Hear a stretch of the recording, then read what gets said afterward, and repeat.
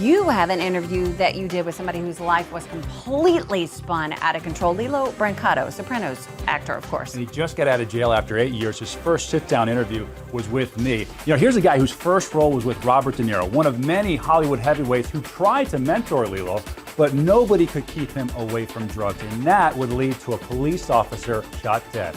What was your reaction when you were charged with murder? I was blown away. I was really scared. Because you know what happens to cop killers if they're convicted. Absolutely. And when you were acquitted of murder, how did you feel then? Very relieved. It still didn't take away the fact that someone, lost their life. Off-duty New York police officer Daniel Anchautegi was shot and killed after a gunfight erupted while responding to a break-in at his neighbor's house.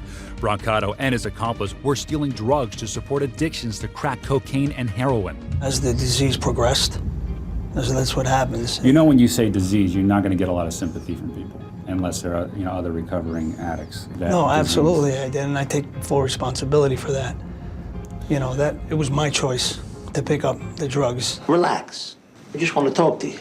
But his terrible turn could have been avoided. The actor, best known for playing a thug for 2 seasons on The Sopranos, was warned by the late James Gandolfini about drug use. Basically, he told me, we have a really good thing here. With just being able to do what we love and be in this profession.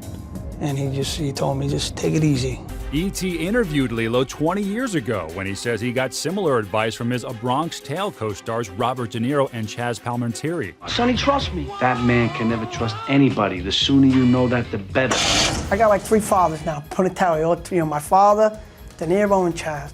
They came to my birthday. De Niro came over the house. He said, your life is gonna change now. If you ever need anything, just call me. Did any of your mentors, did Chaz know this? Did he try to stop you? Absolutely, he did. Lillo has a 9 p.m. curfew, takes regular drug tests, and had to get permission from his parole officer just to do this interview.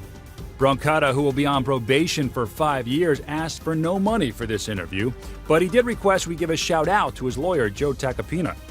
Have you forgiven yourself? Yeah, I have. I've forgiven myself. Was that hard to do? Absolutely. Absolutely. Like I said, what happened is something that I have to live with for the rest of my life.